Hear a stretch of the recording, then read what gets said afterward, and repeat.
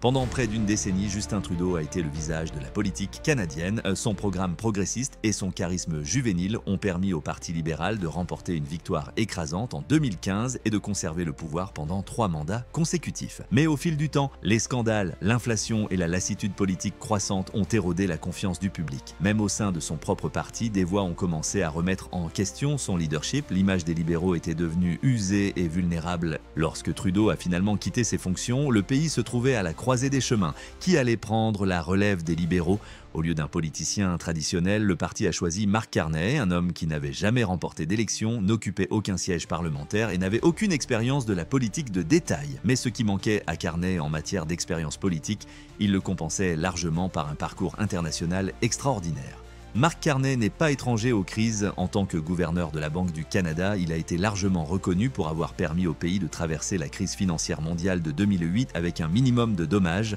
Son approche calme et analytique lui a valu des éloges bien au-delà des frontières du Canada. En 2013, le Royaume-Uni l'a nommé gouverneur de la Banque d'Angleterre, le premier étranger à occuper ce poste, le chargeant d'aider la Grande-Bretagne à traverser les turbulences du Brexit. Le Financial Times l'a un jour qualifié de l'homme d'État le plus proche d'un banquier central. Les libéraux ont vu en Carney non seulement une personne de confiance, mais aussi un acteur mondial ayant des liens étroits avec les capitales européennes et les institutions multinationales. Ses relations avec des personnalités telles que Emmanuel Macron, Christine Lagarde et l'ancien chancelier britannique George Osborne ne sont pas symboliques, elles sont stratégiques. Carney est un homme qui parle le langage des banques centrales, du financement climatique et des marchés financiers mondiaux. Son accession au poste de Premier ministre a marqué un changement profond, non seulement dans le style, mais aussi dans le fond. Il n'a pas été nommé pour maintenir l'héritage de Trudeau, il a été nommé pour redéfinir l'orientation du Canada dans un monde de plus en plus fragmenté. Dès le premier jour, il est apparu clairement que le Canada de Carney serait très différent de celui de Trudeau. Peut-être plus important encore, M. Carney n'est pas lié émotionnellement ou politiquement à l'alliance nord-américaine d'après-guerre qui a façonné la politique étrangère du Canada pendant des générations. Il est le produit de la mondialisation et non du continentalisme. Ses instincts penchent davantage du côté transatlantique que du côté hémisphérique. Cela fait de lui non seulement une rupture avec le passé, mais potentiellement l'architecte d'une nouvelle identité géopolitique pour le Canada, qui ne considère plus les États-Unis comme son principal axe d'alignement. L'une des premières décisions prises par Carney en tant que Premier ministre a provoqué une onde de choc dans les cercles diplomatiques. Son premier voyage à l'étranger ne se déroulerait pas à Washington, comme le veut la tradition, mais en Europe.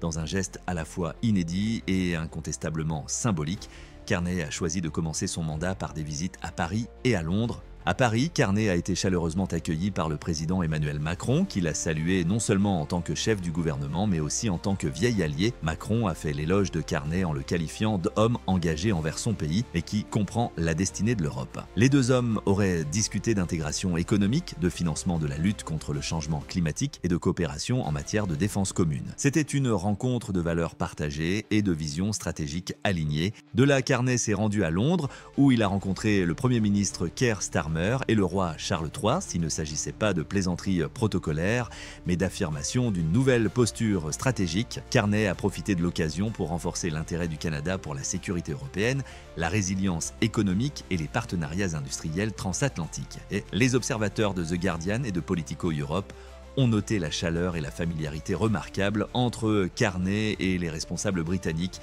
ce qui est compréhensible compte tenu des années qu'il a passées à la tête de la Banque d'Angleterre.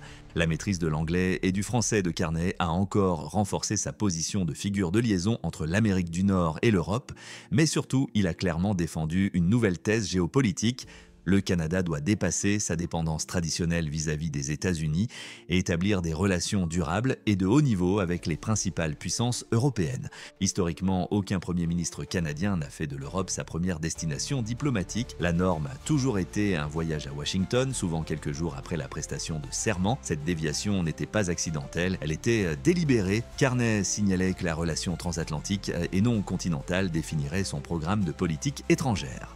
Les critiques à Ottawa ont accusé Carney d'abandonner des liens de longue date avec les États-Unis, mais ses partisans ont fait valoir qu'il s'agissait d'un réajustement nécessaire. Après tout, l'ordre mondial est en train de changer et l'Europe, surtout après le Brexit, a montré son intérêt pour le développement de capacités industrielles et de défense autonomes. Le Canada, avec son économie avancée et ses valeurs démocratiques, est considéré comme un partenaire naturel. Reste à savoir si ce pivot se révélera durable. Mais le message était sans équivoque, sous la direction de Mark Carney, le Canada se tournerait vers l'Est, non pas par nostalgie ou par tradition, mais par calcul stratégique. Les relations entre le Canada et les États-Unis ont longtemps été l'un des partenariats les plus stables et les plus productifs au monde. Économiquement liés, militairement alliés et culturellement connectés, les deux pays ont toujours fonctionné comme des frères et sœurs proches sur la scène internationale. Mais cette image s'est fracturée de façon spectaculaire sous la présidence de Donald Trump. L'administration Trump a remis en question presque toutes les hypothèses concernant la relation bilatérale. Au début de son mandat, Trump a imposé des droits de douane élevés sur l'aluminium et l'acier canadien, invoquant des raisons de sécurité nationale. Cette décision a stupéfié les responsables canadiens et a déclenché des mesures de rétorsion immédiates de la part d'Ottawa. Le Globe and Mail l'a décrite comme une guerre commerciale entre amis, tandis que le Financial Post a calculé des milliards de dollars de pertes de revenus pour les deux économies. Mais il ne s'agissait pas seulement d'un conflit économique. Le discours de Trump a jeté de l'huile sur le feu. Lors d'un rassemblement électoral en 2024, il a lancé l'idée que le Canada devrait devenir le 51e État américain, affirmant que les États-Unis subventionnaient effectivement le Canada à hauteur de 200 milliards de dollars par an. Ce qui avait commencé comme une remarque désinvolte s'est rapidement transformé en un thème de campagne récurrent. Les médias canadiens, dont CBC et National Post, ont dénoncé la proposition comme étant une atteinte à la souveraineté. Les sondages d'opinion ont montré que près de 90% des Canadiens s'opposaient à toute suggestion d'intégration. Les tensions ont atteint leur paroxysme lorsque Trump a décrit le Canada comme l'un des pays les plus désagréables avec lesquels négocier. Lors d'une interview avec Fox News, pour les Canadiens, habitués depuis longtemps à être le partenaire nordique de confiance des États-Unis, cela a marqué un point de rupture. Le Premier ministre Carney, alors nouvellement en fonction, a répondu depuis Londres « Le Canada ne cherche pas à dicter les politiques des autres et on ne nous dictera pas non plus les nôtres ». C'était une réprimande soigneusement mesurée mais pointue. En coulisses, les décideurs politiques canadiens s'étaient préparés à cette divergence. La vision transactionnelle des alliances de l'administration Trump, évidente dans son approche de l'OTAN, des Nations Unies et des accords sur le climat, a convaincu de nombreux responsables à Ottawa que l'alignement stratégique à long terme avec Washington n'était plus garanti. Le gouvernement de Carney a commencé à explorer la diversification des échanges commerciaux, les partenariats de défense et les chaînes d'approvisionnement industriels, en particulier avec les alliés européens.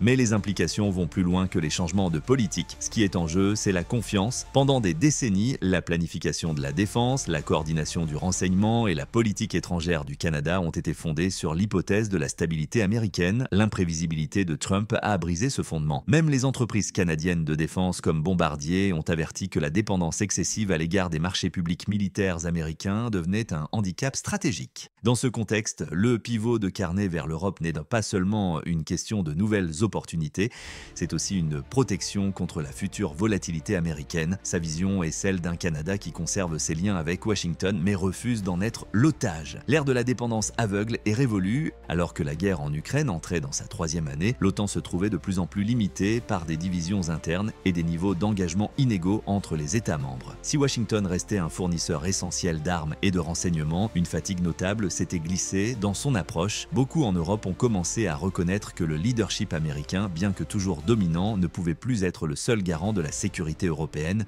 Sentant ce vide, le Premier ministre canadien Mark Carney a pris une mesure audacieuse. Début 2025, il a fait part de l'intention du Canada de soutenir une initiative parallèle, la Coalition des volontaires. Ce groupe, peu structuré, composé de plus de 30 nations, s'est engagé à apporter un soutien militaire et logistique à l'Ukraine indépendamment des limites de l'OTAN fondées sur le consensus. Contrairement à l'OTAN, cette coalition offrait rapidité, flexibilité et volonté d'agir là où les obligations formelles des traités étaient insuffisantes. La participation du Canada à la coalition n'était pas que rhétorique. Le ministre de la Défense Bill Blair a confirmé dans une déclaration commune avec des responsables polonais et tchèques que le Canada apporterait des moyens logistiques et des équipes de formation spécialisées, en particulier pour la cyberdéfense et les opérations de déminage dans l'est de l'Ukraine. En outre, Blair a noté que le Canada serait ouvert à un futur déploiement de maintien de la paix dans l'Ukraine d'après-guerre si un cessez-le-feu ou un armistice se concrétisait. Carney a également adressé une invitation très médiatisée au président ukrainien Volodymyr Zelensky pour qu'il assiste au sommet du G7 en Alberta. Cette initiative a eu un poids considérable. Elle a montré que le Canada considérait l'Ukraine non seulement comme une crise à gérer, mais aussi comme un partenaire pour façonner l'ordre européen post-conflit. Le G7, traditionnellement un forum dominé par les préoccupations économiques, est devenu un lieu d'affirmation de la volonté politique en matière de sécurité. Les analystes européens du Atlantic Council et de la Deutsche Welle ont salué la position de Carney, la qualifiant de modèle d'engagement pour une puissance moyenne. Pour un pays non européen, le niveau d'engagement du Canada était frappant et, selon certains, essentiel. Alors que les États-Unis reconsidéraient leurs engagements mondiaux, l'Europe avait besoin de partenaires fiables. Carney souhaitait clairement que le Canada soit considéré comme l'un d'entre eux. Il est important de noter que cette initiative visait également à renforcer la crédibilité internationale du Canada. En agissant de manière décisive, Carney cherchait à repositionner le pays en tant qu'acteur proactif sur la scène mondiale et non pas simplement en tant qu'allié réactif du leadership américain. La coalition des volontaires offrait la plateforme idéale, multilatérale, fondée sur des valeurs et opérationnelle. Elle marquait une rupture stratégique avec des décennies de coordination militaire quasi exclusive du Canada par l'intermédiaire de l'OTAN et du NORAD. Carney ouvrait un nouveau chapitre où l'influence canadienne s'étendait non seulement de l'autre côté de l'Atlantique, mais aussi à l'intérieur de celui-ci, alors que les déploiements militaires et la formation de coalition faisaient la une des journaux. Un développement plus discret, mais sans doute plus transformateur, se dessinait en coulisses: l'intégration économique et industrielle du Canada à la stratégie de réarmement de l'Europe. Début 2025, la Commission européenne a dévoilé un vaste fonds de défense de 162 milliards de dollars visant à renforcer la capacité de fabrication militaire de l'Europe. Déclenché à la fois par la guerre en Ukraine et par les préoccupations concernant la fiabilité des États-Unis, le plan comprend des subventions pour la production nationale, des règles d'approvisionnement simplifiées et un mandat selon lequel 65% des futures acquisitions militaires de l'Europe doivent provenir de l'UE ou de partenaires de confiance. Le Canada notamment a été invité à se joindre au cadre.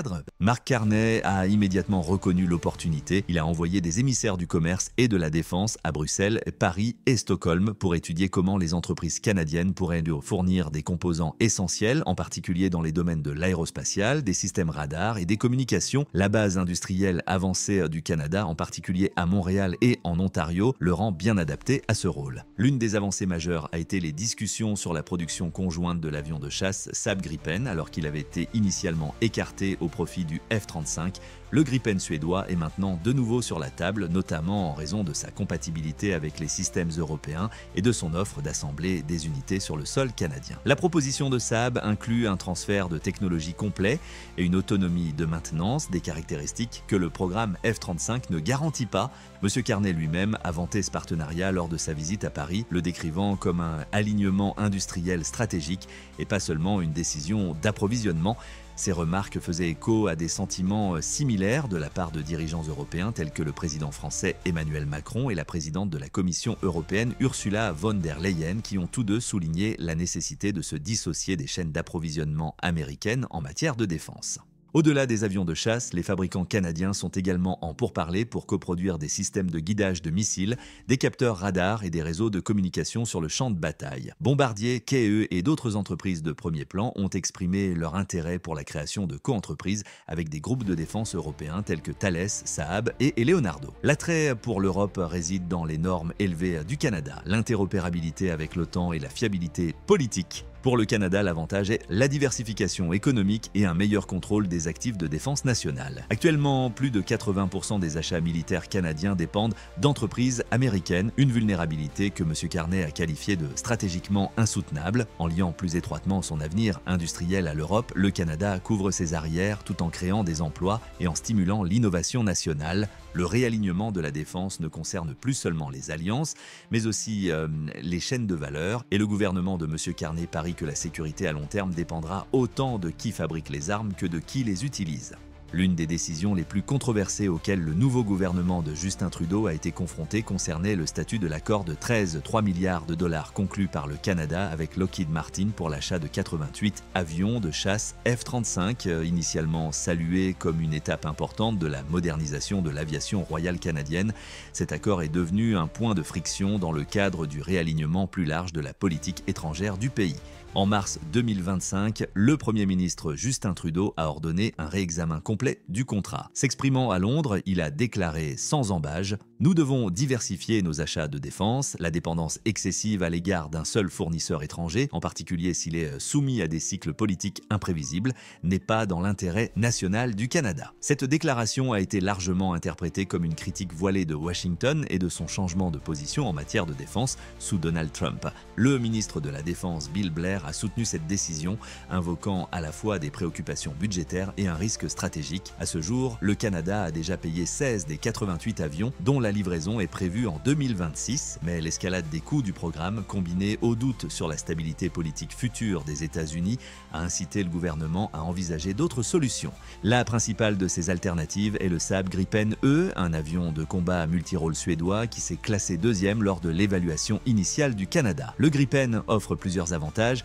des capacités supérieures de guerre électronique, une facilité d'entretien et surtout la volonté d'assembler les avions au Canada. Saab a proposé un transfert complet de technologie et un assemblage local, ce qui stimulerait l'emploi dans le secteur aérospatial canadien et garantirait à Ottawa une indépendance à long terme en matière d'entretien. Une autre option à l'étude est l'Eurofighter Typhoon, un projet de collaboration entre le Royaume-Uni, l'Allemagne, l'Italie et l'Espagne. Bien que techniquement complexe et plus coûteux que le Gripen, le Typhoon offre une compatibilité poussée avec l'OTAN et l'accès à un écosystème de défense européen plus large. Le constructeur français Dassault a également proposé le Rafale, bien que sa forte dépendance à l'égard de la technologie française pose des défis pour l'intégration avec les systèmes du NORAD et de l'OTAN. Pourtant, le F-35 reste redoutable. Lockheed Martin, sentant le changement d'opinion, aurait offert au Canada des compensations industrielles supplémentaires, notamment de nouveaux emplois et des possibilités de sous-traitance. Mais ces concessions sont désormais considérées comme réactives et non proactives, trop peu, trop tard, a fait remarquer un conseiller principal cité par le Toronto Star.